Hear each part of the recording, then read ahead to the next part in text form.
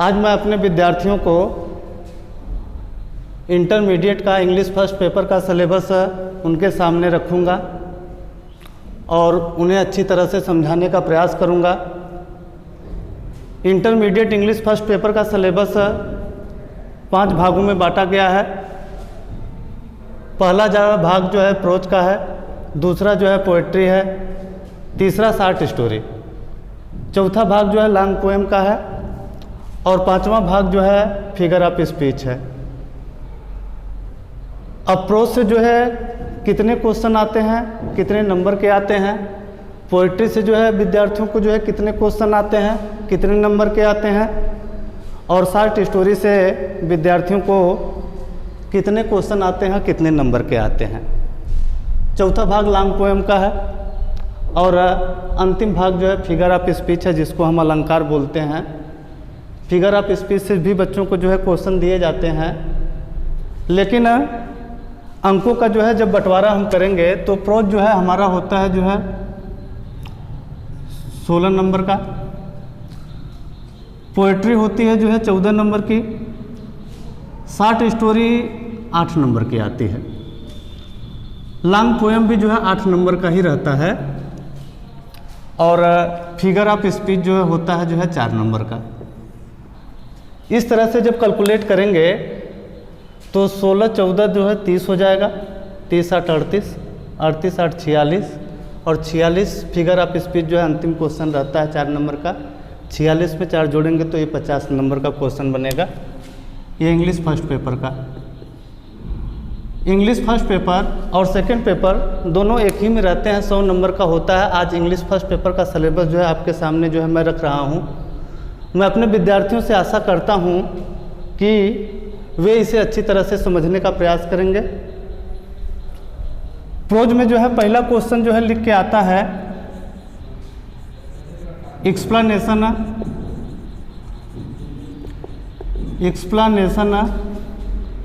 With reference to context, bracket में लिख देंगे इन वन पैसेज। यानी कि इस क्वेश्चन में विद्यार्थियों के सामने जो है 2 पैसेज जो है दिए जाएंगे और उन पैसेज की जो है रेफरेंस, कॉन्टेक्स्ट और एक्सप्लेनेशन जो है लिखना होगा। यानी हिंदी में हम कह लेते हैं जो है कि संदर्भ सहित जो है व्याख्या करना। रेफरेंस का मतलब होता है संदर्भ, कॉन्टेक्स्ट का मतलब होता है प्रसंग और एक्सप्लेनेशन का मतलब होता है व्याख्या। विद्यार्थियों को जानकारी के लिए बता दें कि पहले हेडिंग जो है रेफरेंस की पड़ती है, उसके बाद दूसरी हेडिंग जो है नीचे डालेंगे कॉन्टेक्स्ट की और सबसे लास्ट हेडिंग होगी जो है एक्सप्लेनेशन की। रेफरेंस में लिखना क्या होता है जो है, डिटेल क्या देना होता है, विद्यार्थी इसे भी जानेंगे। रेफरेंस में जो है लेसन का नाम लिखिए और पैसेज जो है किस राइटर ने जो है लिखा है, आपको जो है वो डिटेल जो है आपको रेफरेंस में देनी पड़ती है। कॉन्टेक्स्ट जब डालेंगे, जिसकी हिंदी होती है प्रसंग, कॉन्टेक्स्ट में विद्यार्थी उस पैसेज जो है में किस चीज़ की व्याख्या की गई है इसका जो है डिटेल देते हैं कॉन्टेक्स्ट में। और जब अंतिम हेडिंग जो है एक्सप्लेनेशन की पड़ेगी तो एक्सप्लेनेशन में आप पैसेज की लाइन जो है पढ़ते जाइएगा और अपनी भाषा में उसका जो है अंग्रेजी में अनुवाद करते हुए जो है उसका एक्सप्लेनेशन, व्याख्या जो है लिखते जाइएगा। व्याख्या लिखते समय जो है विद्यार्थी ध्यान देंगे कि जो आपकी पैसेज की लाइन है उस लाइन से जो है आपकी व्याख्या जो है टैली नहीं होनी चाहिए। यानी कि जो पैसेज की लाइन है जो है और आपकी जो व्याख्या की लाइन है जो है वो डिफरेंस होनी चाहिए। यानी विद्यार्थी व्याख्या जो है अपनी भाषा में करते हैं जो पैसेज की लाइन से डिफरेंस होती है। ये तो पहला क्वेश्चन हुआ। ये क्वेश्चन आता है जो है विद्यार्थियों को जो है 8 नंबर का। दूसरा क्वेश्चन है प्रोज का ही है, एक शॉर्ट आंसर टाइप क्वेश्चन आता है जिसमें लिख के आता है कि answer anyone of the following question. Answer anyone of the following questions. इसमें जो है प्रश्नों की संख्या जो है 2 रहेगी, सिलेक्शन आपको 1 का करना है। और विद्यार्थी ध्यान देंगे कि इनका उत्तर आप जो है 30 शब्दों से यानी 30 वर्ड्स से अधिक में जो है नहीं देंगे। 2 क्वेश्चन रहेगा, सिलेक्शन आपको 1 का करना है। ये क्वेश्चन रहेगा आपका जो है 4 नंबर का। तीसरा क्वेश्चन रहता है जो है वोकाबुलरी से रहता है, वोकाबुलरी से रहता है। ये प्रोज के जो है टेक्स्ट पे आधारित होता है, प्रोज के जो है टेक्स्ट पे आधारित ये क्वेश्चन होता है। ये क्वेश्चन रहता है जो है 4 नंबर का। अब अगला क्वेश्चन जैसे ही शुरू होगा यानी कि नंबर 4 में, यहीं से आपकी जो है पोएट्री शुरू हो जाएगी। पोएट्री में जो है क्वेश्चन लिख के आएगा कि एक्सप्लेनेशन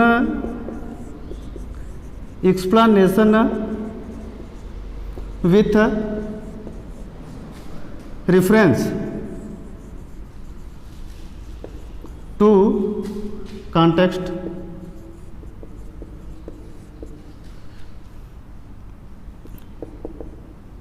ऑफ वन स्टैंजा,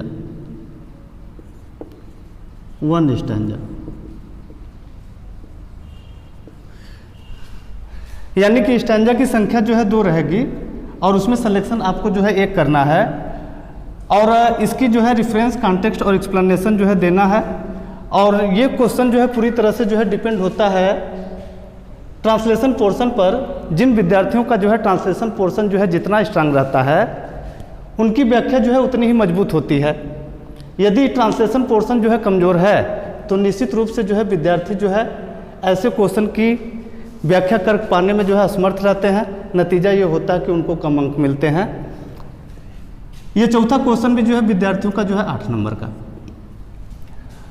अब 5वें क्वेश्चन में जो है सेंट्रल आइडिया लिख के आती है, सेंट्रल आइडिया, जिसकी हिंदी होती है केंद्रीय भाव, यानी कि कविता का जो है मुख्य सार लिखना होता है। Give the central idea, give the central idea of any one poem, यानी कि आपके पेपर में जो है 2-3 पोएम जो है दे दी जाएगी और 2-3 पोएम में जो है आपको सिलेक्शन केवल 1 का करना होगा और एक ही पोएम की जो है सेंट्रल आइडिया लिखनी होगी, केंद्रीय भाव जिसको कहते हैं।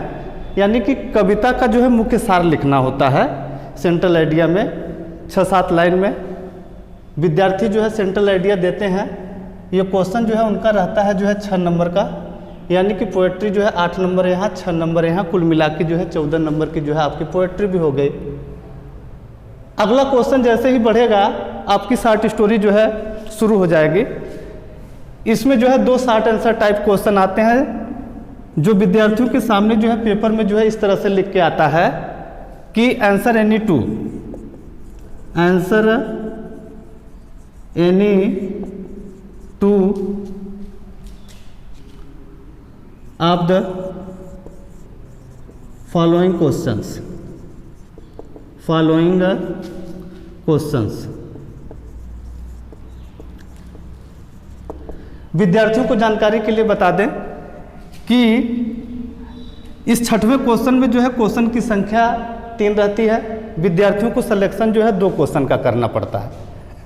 3 क्वेश्चन में 2 सिलेक्शन करना है और प्रत्येक क्वेश्चन जो है 4-4 नंबर का रहता है, 4-4 नंबर का रहता है, यानी मिला के जो है ये दोनों शॉर्ट आंसर टाइप क्वेश्चन जो है 8 नंबर के हो गए। 8 नंबर शॉर्ट स्टोरी का भी पूरा हो गया। चौथे भाग में जो है विद्यार्थियों को जो है लॉन्ग पोएम आती है जिसका नाम जो है लाइट ऑफ एशिया है। ये लॉन्ग पोएम जो है किताब पे लिखा रहता है कि नॉट फॉर डिटेल स्टडी, विस्तृत अध्ययन करने के लिए नहीं, लेकिन 8 नंबर का क्वेश्चन जो है परीक्षा में पूछा जाता है। एक लॉन्ग आंसर टाइप क्वेश्चन जो है रहता है लाइट ऑफ एशिया से, answer any one, answer any one of the following question, following question. 8 number का क्वेश्चन ये होता है और विद्यार्थी जो है जो लॉन्ग आंसर टाइप हल करते हैं जो है उनका उत्तर जो है कम से कम जो है 75 शब्दों में रहता है, और इससे अधिक में भी जो है इनका उत्तर हो सकता है। यदि विद्यार्थी की क्षमता जो है 100 शब्दों में देने की हो तो 100 शब्दों में भी जो है इसका आंसर लिख सकते हैं। यदि विद्यार्थियों की क्षमता जो है 125 वर्ड में, 110 वर्ड में देने की हो तब भी जो है इसको जो है दे सकते हैं। जो 75 लिखा रहता है वो केवल जो है मिनिमम होता है कि कम से कम इतना में होना चाहिए, इससे कम में नहीं होना चाहिए। अब अंतिम क्वेश्चन जो है फिगर स्पीच से रहता है, जो कि लास्ट क्वेश्चन होता है। फिगर स्पीच का मतलब अलंकार होता है। इसमें जो है विद्यार्थियों को सिमिली है, मेटाफर है, एपॉस्ट्रॉफी है, हाइपरबोल है, ये सब सारी चीज़ें जो है पढ़ाई जाती है। उनकी डिफिनीशन क्या है, यानी कि 2-3 अलंकार जो है दे दिए जाएंगे, जो है उनका डिफिनीशन लिखना होगा और उसके साथ साथ जो है उसका एग्जाम्पल भी लिखना होगा। ये क्वेश्चन जो है अंतिम रहता है जो है फिगर ऑफ स्पीच से। ये 4 नंबर का जो है क्वेश्चन रहता है फिगर ऑफ स्पीच से, जो है 4 नंबर का क्वेश्चन। अब इसमें जो है अंतर क्या है, 11 और 12 के जो है इंग्लिश फर्स्ट पेपर के सिलेबस में अंतर क्या है। इंग्लिश फर्स्ट पेपर में जो 11 में जो है चौथा क्वेश्चन है लॉन्ग पोएम। लॉन्ग पोएम का नाम जो है लाइट ऑफ एशिया है। यही जो है 12 में जो है यहाँ पे जो है एक नाटक हो जाता है, प्ले, और उसका नाम है जो है merchant of Venice, the merchant of Venice. Merchant of Venice से जो है एक लॉन्ग आंसर टाइप क्वेश्चन आता है। जब लड़के जो है फाइनल कक्षा में जाते हैं तो इससे एक लॉन्ग आंसर टाइप हल करते हैं, जो है ये भी क्वेश्चन उनका जो है 8 नंबर का ही होता है। तो डिफरेंस इतना ही है कि 11 में इंग्लिश फर्स्ट पेपर में जो लॉन्ग पोएम में द लाइट ऑफ एशिया है, और यही जो है क्वेश्चन जो है 12 में जो है बदल के हो जाता है द मर्चेंट ऑफ वेनिस, जो कि नाटक में है। अब इसके अगले वीडियो में मैं इंग्लिश सेकंड पेपर का सिलेबस अपने सभी विद्यार्थियों के सामने रखूंगा और उन्हें अच्छी तरह से समझाने का प्रयास करूंगा।